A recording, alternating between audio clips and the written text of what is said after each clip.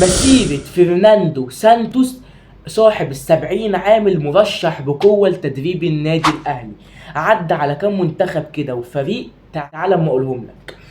بعد نهاية مسيرته مع منتخب البرتغال في سنة 2022 مسك منتخب بولندا في 2023.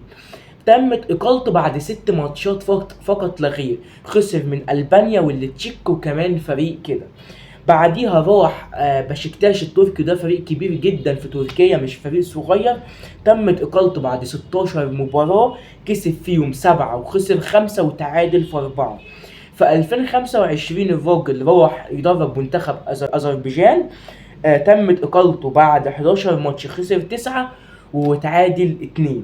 دي ارقام سيئة جدا لمدرب صاحب خبرات ودرب منتخبات وفرق كبيرة جدا.